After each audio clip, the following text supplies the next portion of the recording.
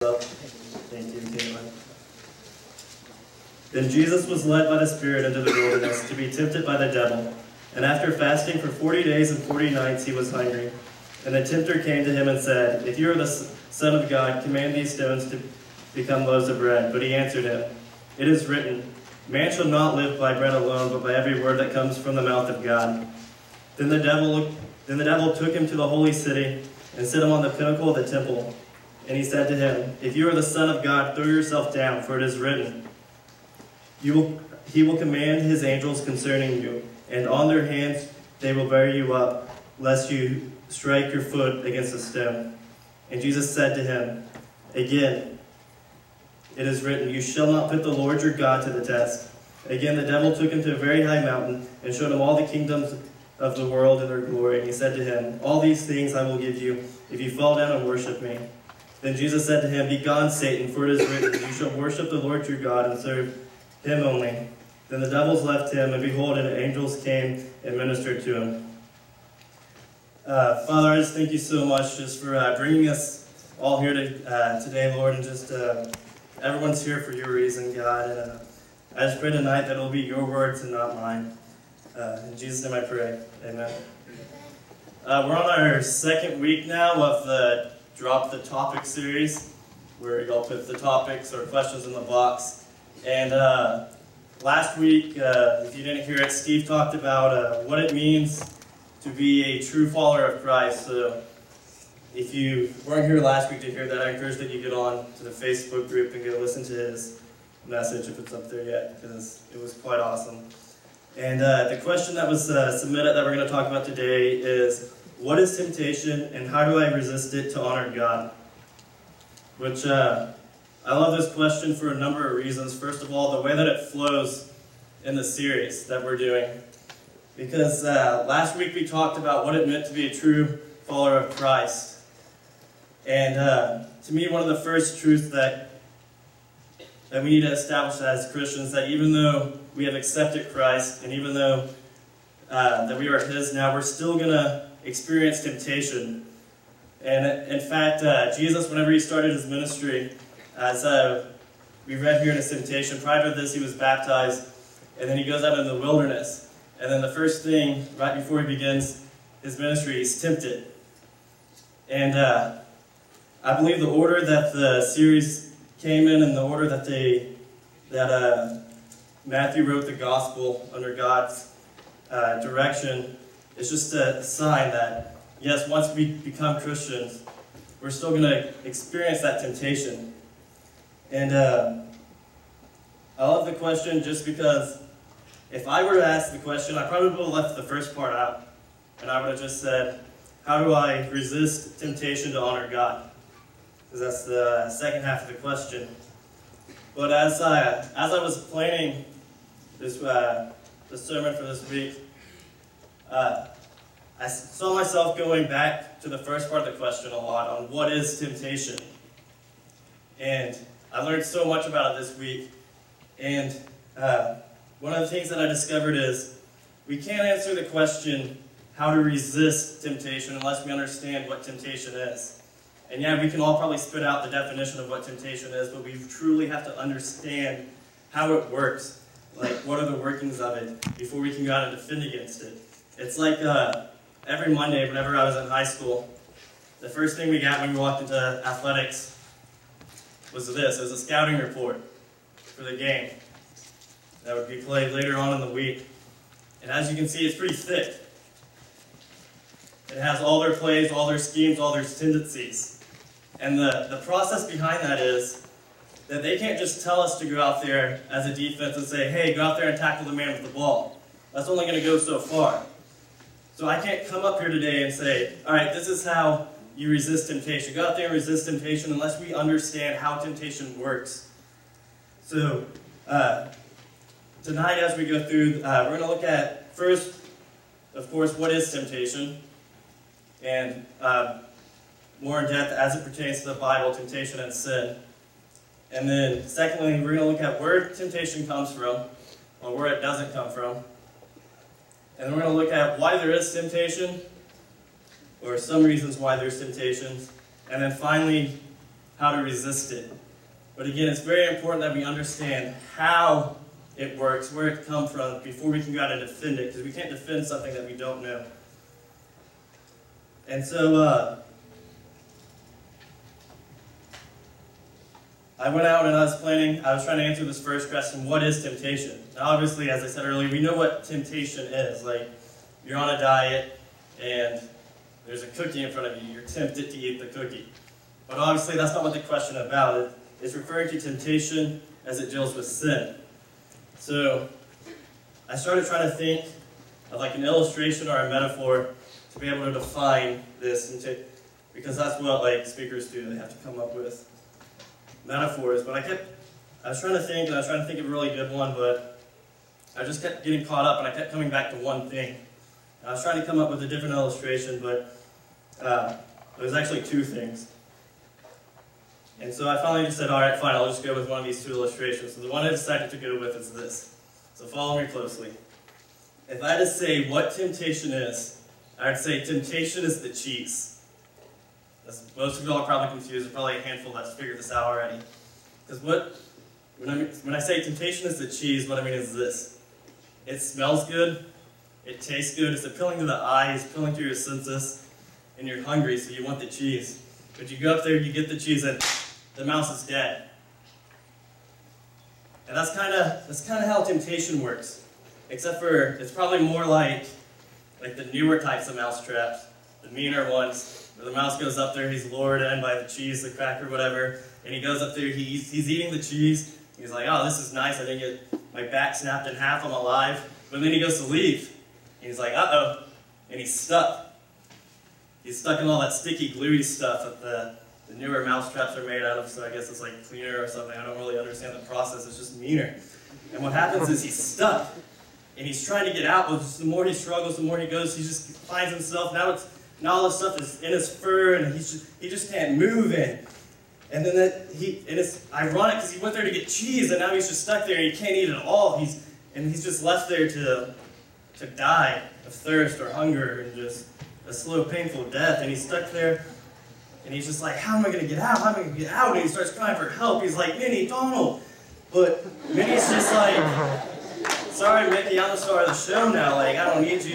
You can stay there. Donald's a duck. He doesn't understand. And like, Goofy, we all know he can't help. He's too goofy. And Pluto's sitting there, and he's just like, I'm a dog, and I can't talk. But Goofy and all his friends can talk, and he has his own crisis. And so Mickey's left there, and he's in the glue, and he doesn't know what's going on. He's stuck. Meanwhile, all his friends are off doing their own thing, and he's just left there to starve. So that's how I view temptation, because we go in and it looks nice, it smells nice, and we want it. It appeals to us. But then we get into it, and the next thing you know, we're stuck in the sticky, gluey stuff of sin. And we can't move, and we're fighting, and we're battling, and we're just being entangled, and the people that we once thought were always there for us, the next thing you know, they're gone, and we're just crying out for help, and we don't know where to go to. And we're just forced there to be starved by our sin. Don't worry, it gets a little more frightful. But, so yeah, that's how I view what temptation is. So remember that when you're trying to decide what temptation is. And the next thing is, where does temptation come from? And I was planning for this, and I thought a long time, and there's one verse that stood out. So go ahead and throw the verse from James up there. It's James 1:13. There it is. It says, "Let no one say when he is tempted, I'm being tempted by God. For God cannot be tempted with evil, and he himself tempts no one." So first, the question was, where does temptation come from? But what we're going to look at first is where temptation does not come from. And we can see here, God, there's no evil in him, and he can't be tempted, or he is not tempted, and he can't tempt anybody. So the first truth we can get through is, with temptation, God is not the enemy. He is not the one tempting you. God doesn't tempt you so that you have the opportunity to prove your love to him. God can't tempt you. He is not the enemy. He is on your side. And as we look at how to resist temptation, we'll come back into the picture. But the thing that we need to understand about temptation first is that God is not the enemy. And as we read, the first thing we read was about Jesus and him being tempted.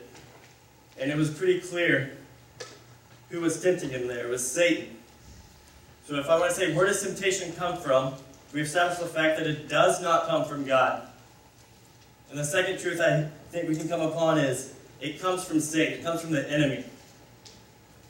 And again, I don't want to just go as far to say, this is where it comes from, but I want to go deeper so we can understand how he tempts us as we look as how he tempted Jesus. So later on we can understand how to avoid the temptation, or how to resist the temptation would be a better word. And so whenever we look at this passage from chapter 4, the first thing that sticks out to me, the first thing that Satan does is, Jesus is in the wilderness, and he's been 40 days without food. He's been fasting for 40 days. So as you can imagine, after 40 days, you're pretty hungry. So I look at that and I say, all right, well, what does that say about Satan and how he tempts us? How does the enemy tempt us? Because right now we're not looking at Jesus' responses. We're just looking at what Satan does to, how he tempts us, how he works. And I look and I say, and if I go back in my life, I can testify this to be true. Satan is going to tempt us at moments when we are either physically or emotionally drained. You see, Jesus, he hasn't eaten. He's probably hungry, or he is hungry for sure. And emotionally, that's probably taking a toll on him. Physically, if you don't eat for 40 days, it's going to take a toll on you. And so Satan's going to creep in and know that, hey, his guard might be down because he's tired. His guard might be down because he's hungry. So he's going to try to take advantage of that and to slip in and attack you whenever you're at a low point, either physically or spiritually, or maybe you're having a bad day or something. And on the flip side of that, though, Jesus had just been baptized, and we see the conversation with him and God, where he's like, this is my son, who I'm proud. And Jesus had been fasting for 40 days, so he's in the desert. He's fasting, which means he's not eating, but he's also praying. So after 40 days of just fasting and praying, and that's the only thing he really has to do out in the wilderness, because what else are you going to do if you're not eating and you're in the wilderness? You're going to be praying. So he's having this conversation with God, so he's probably pretty close to God. Which, if I go back and look at my life, at the times when I'm close to God, that's when Satan wants to tempt you. He's going to try to knock you off of that spiritual high, so to speak. Like, whenever you come back from that youth camp, whenever you come back from D Now, or whenever you're just feeling on fire for God, well, then what happens? You have a bad day, someone says something to you, emotionally you're not 100% there, maybe physically you're not 100% there, and Satan knows, this is my time to knock him or her off of that spiritual high. And then the second trick that he uses is in verse 3, it says, and the tempter came to him and he said, if you are the Son of God. So what he does there is he tries to create this identity crisis. He says, if you are the Son of God. Is Jesus the Son of God? Yes, he knows that. He doesn't, it's not an if question. Jesus is the Son of God, but Satan tries to make this identity crisis, and he's going to do the same thing with you. Now, it might be that he comes to you and he tries to cut you down and make you feel low. And you're thinking, I'm not worth anything. He tries to make you worthless. And then you're going to give in to him. Or it might be just the opposite, that he comes to you and he puffs you up. And he says, you're so great, you're so awesome, look at you. Just like, look at all these things you're doing. Look at all these things you're doing for God. And he pumps you up and you become prideful. And then he just sets you up. Now you're prideful. He made you question your identity. And now you're just like, oh, look at me. And he's ready to come in and attack. And then the third thing, and the last thing we're going to look at today at one of his tricks is, he appeals to Jesus' physical desire. And what I mean by this is, and we touched on it in the first part, is he's hungry, right? So the first thing he does, he doesn't go and offer him, I don't know what else he would offer somebody back then, but he doesn't go up and say, hey, here's $10. You want $10? No. Jesus hasn't eaten in 40 days. The thing that he probably wants the most is food. So he goes and he offers him food.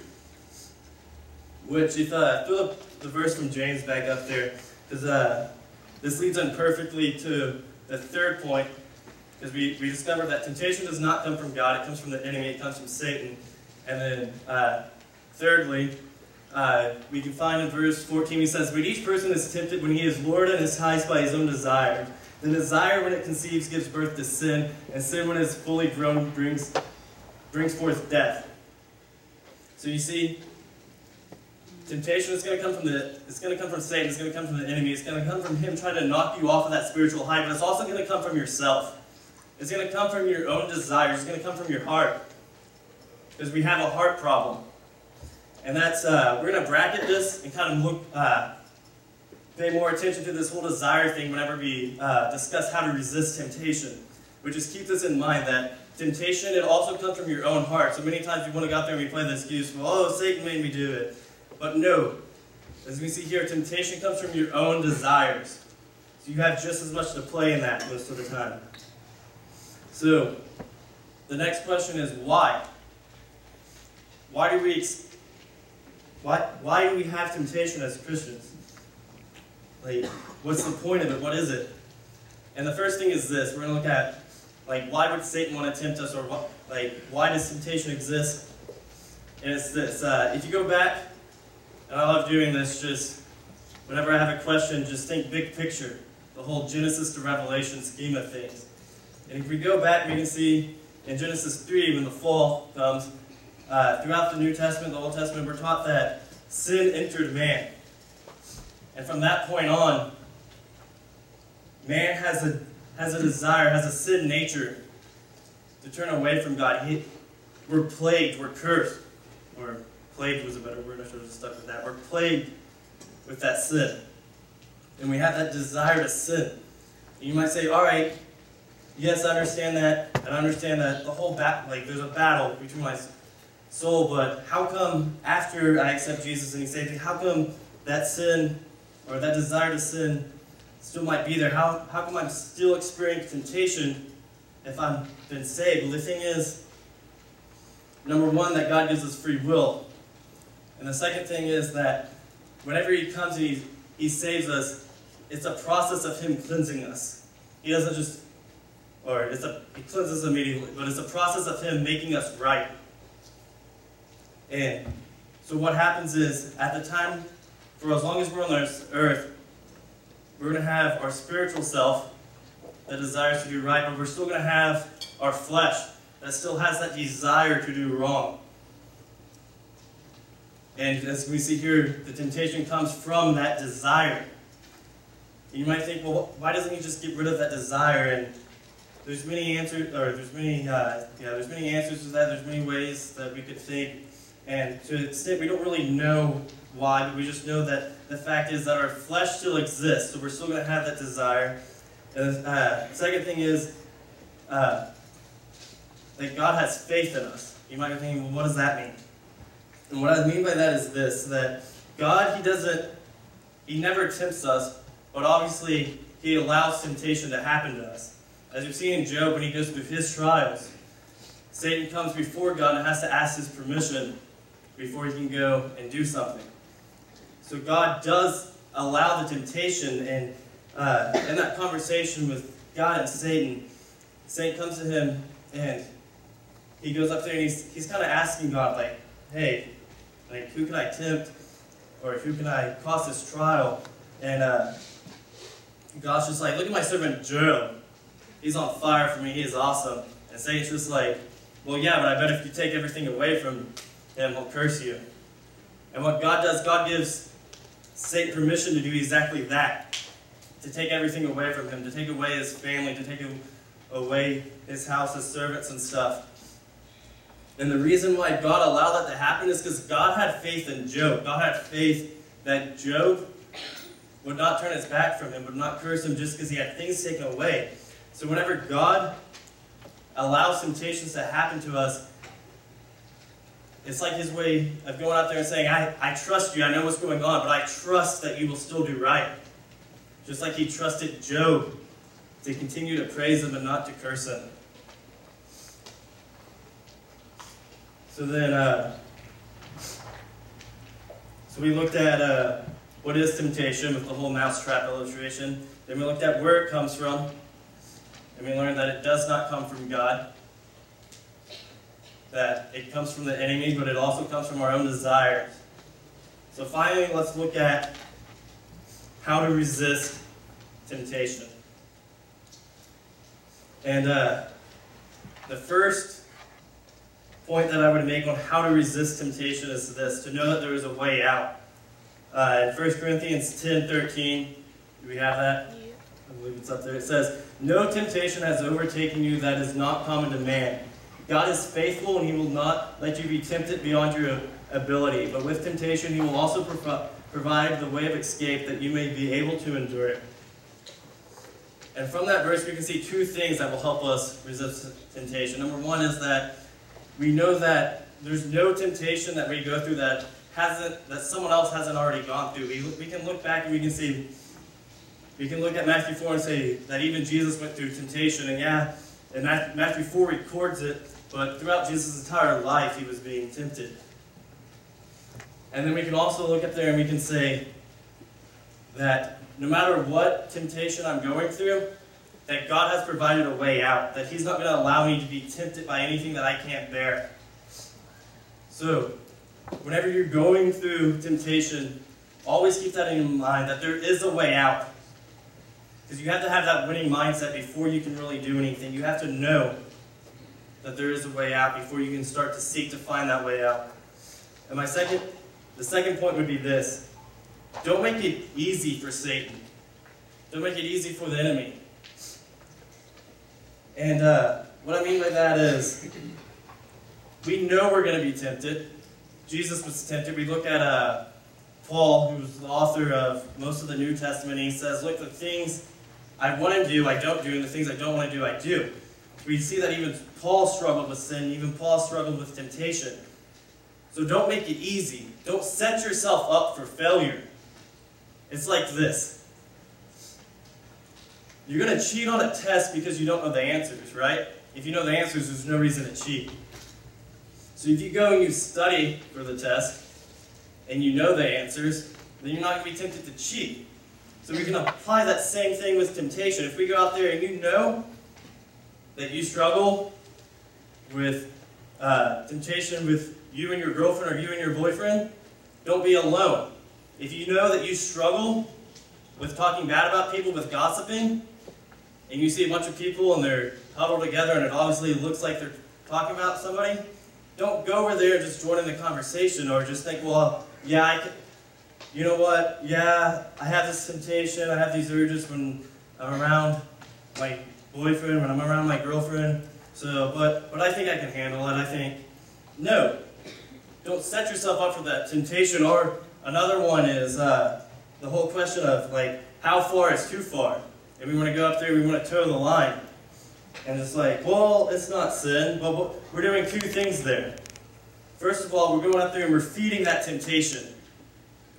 And we see that temptation comes from our desire. If you're going to go up there and you're going to try to toe the line and try to get as far into that sin as possible without it being a sin, then first of all, you're just feeding that desire, and pretty soon, as you just feed that desire, it's going to grow more and more and more and more until finally you can't resist it. You want to blame someone else. It's like, no, you set yourself up. You're the one that tried to get as close to it as possible, and that entire time, all you're doing is building up that temptation, building up that desire. And the second problem with that whole how far is too far thing is, we go up there and we toe the line. And what happens is, for those of y'all in our cabin for middle school camp, y'all saw this illustration. Say that these Bibles here represent God. And then over here off the stage represents sin. When we go up there, we want to focus on how far is too far. And we want to say, well, can I go this far? Can I go this far? What about here? I'm not technically sinning. What happens is our focus becomes on the sin. And we go up there and we're going to say, well, I'm not sinning, and the only thing we're focusing on is the sin in ourselves and that line. And what happens is we turn our back and we're no longer focusing on God. So, my answer to that question, how far is too far, is this. If you're not at the throne of God, if you're not at the foot of His throne praising Him, you're too far. You need to turn around and get back. That's how far too far is. Which leads us to our next point on how to resist temptation is this. Change your attack point. Change your point of attack.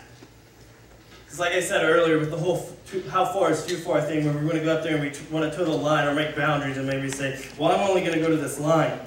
What we're doing is focusing on the sin, and we're trying to attack that, and we're trying to say, all right, well, I'm going to set up this and this and this so that I don't sin. And those things might work. Maybe if you set up certain boundaries, that's going to keep you from sin. Maybe you go and you do certain things, and all you're doing is keeping yourself from the action of sinning. But the problem still exists there because you still have the sin in your heart. You haven't addressed the actual issue. You just want to attack the action, but you need to attack the matter of your heart. That's why Jesus, when on the Sermon on the Mount, he says, if you already looked at a woman and had a lustful thought, you committed adultery. If you look at someone with anger, you've committed murder, because he knows that the sin comes from the heart. And until you address the matter at the heart, then you're never going to be able to solve that temptation. You're never going to be able to truly set yourself free from sin until you start working at your heart. So you say, how do I do that? How do I change my desires? How do I change this desire that you're talking about? How this desire keeps making me want to sin. This desire keeps tempting me. And go to Galatians 5. And we'll start in 16.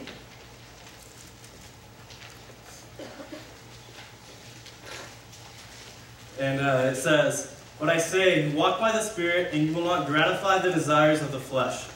For the desires of the flesh are against the Spirit, and the desires of the Spirit are against the flesh.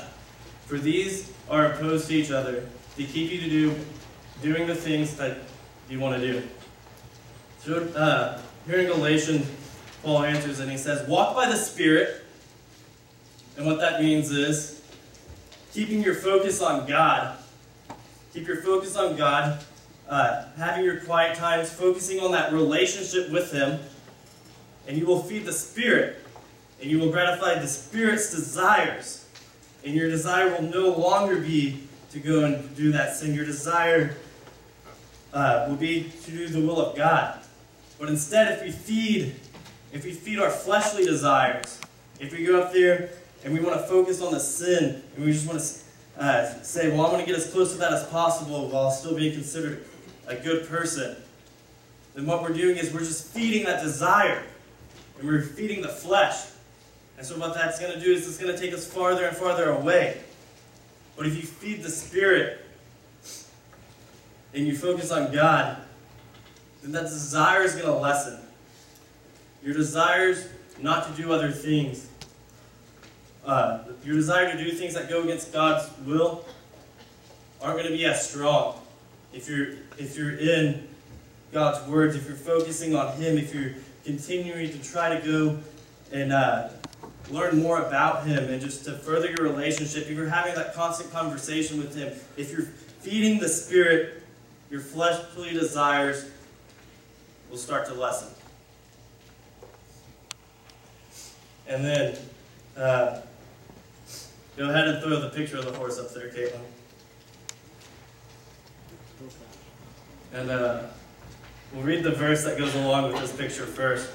But turn to Romans 6.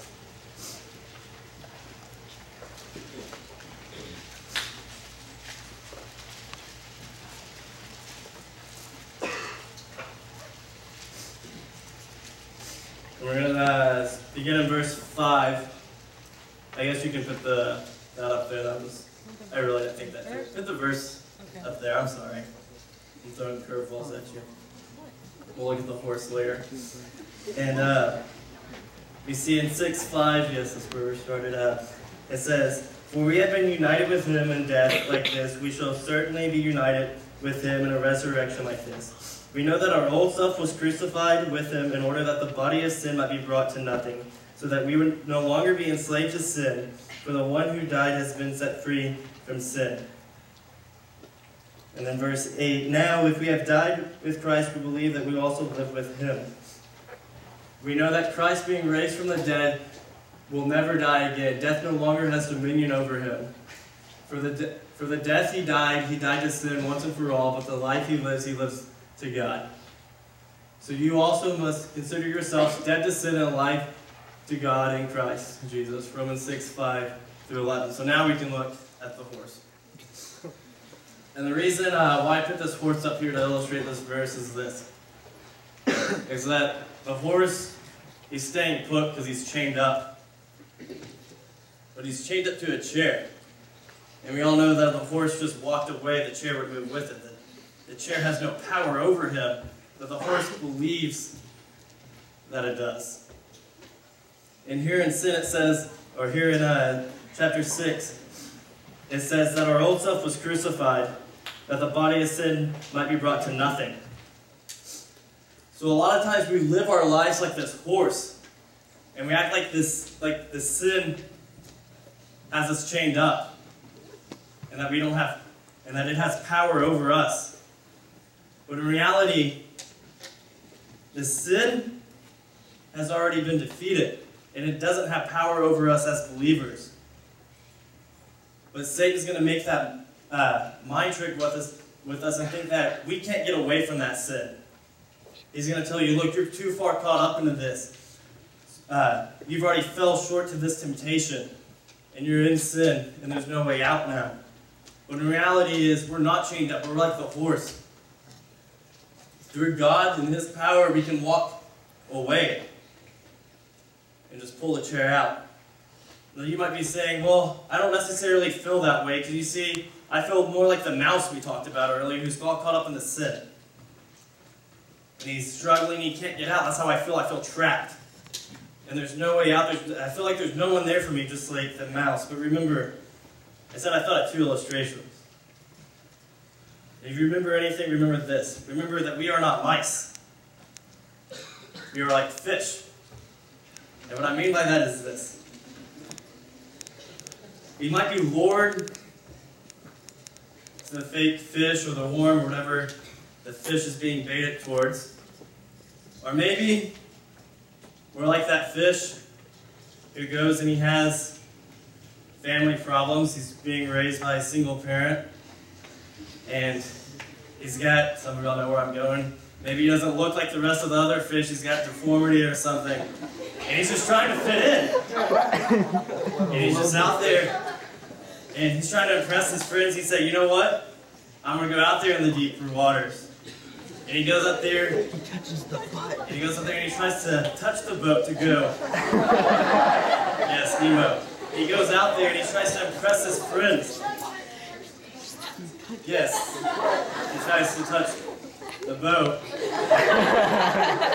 That's all I'm going to say about that. You might need to edit that out before we go on Facebook. But when he goes out there, maybe you're living that life to impress your friends, to make up for your past, to make up for this, just trying to feel that desire to fit in. And the next thing you know, you're caught up, and you're trying to swim away, but you're just swimming in circles because you have one little fin. And the next thing you know, you find yourself captive, and you're being taken away by the humans, and then you feel like you're in prison, and you're just in this little bitty container. And you're just like the mouse, you're trapped, you're stuck, there's no way out, you're almost done. The only thing you have left to do is die. And you just see that and you just say, I'm trapped, I'm stuck. And maybe you're out there and you feel like that's how sin has you. It has you stuck. You're saying, I've already fell short to the temptation, I've already given in, and now I'm just stuck in this sin, and I can't find a way out. But just like Nemo, we have a God, we have a Father, who's going to go and do whatever it takes. We have a Father who's going to swim the ocean to go and save us. We have a Father that's going to do whatever it takes to set us free. And you might look and say, well, you just don't understand. You don't understand how far I am into the sin. You might look at God, you might say, look, there's no way to get out of this. Forget this whole resisting temptation thing. I'm already too far in it. You don't understand the sin I'm going through.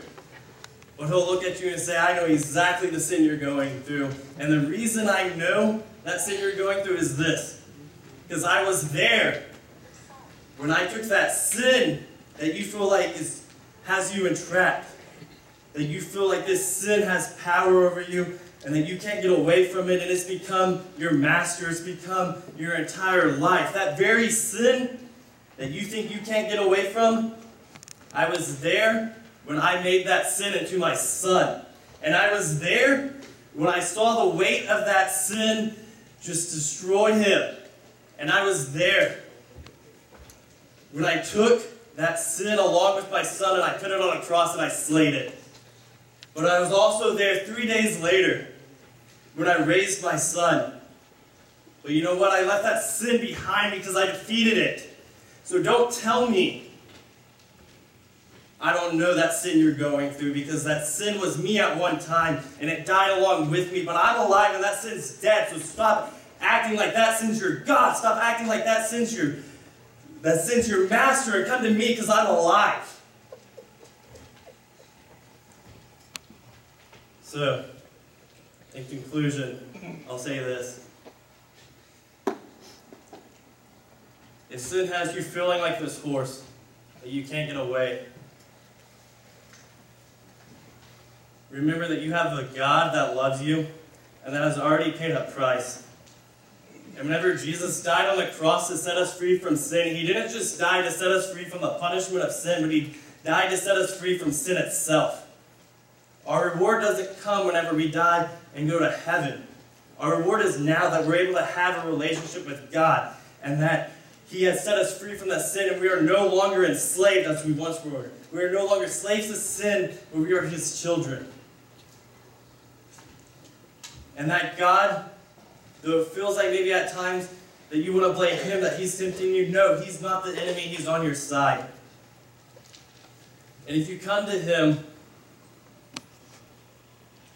dirty and in your sin, he'll still accept you, and he will make you clean. So remember, when you're dealing with temptation, the key to resisting it is this: is to always be satisfied in God, but never complacent or content. And what I mean is this: always be satisfied in everything that God has given us, so that our desire is only for him. To be satisfied in God so that we don't have desires for other things. But don't be complacent, always want more. Because our relationship with him can always be strengthened. There's always more that we can know about him. So if you want to resist temptation, change your focus on a God that's already defeated that sin. Let's pray. Father, we love you. And we thank you so much for everything that you have done for us, Lord. For the fact that you sent your Son for us, the fact that you've have freed us from sin, Lord, that through you we can overcome temptation, Lord, and even when we do fail, Father, we can come to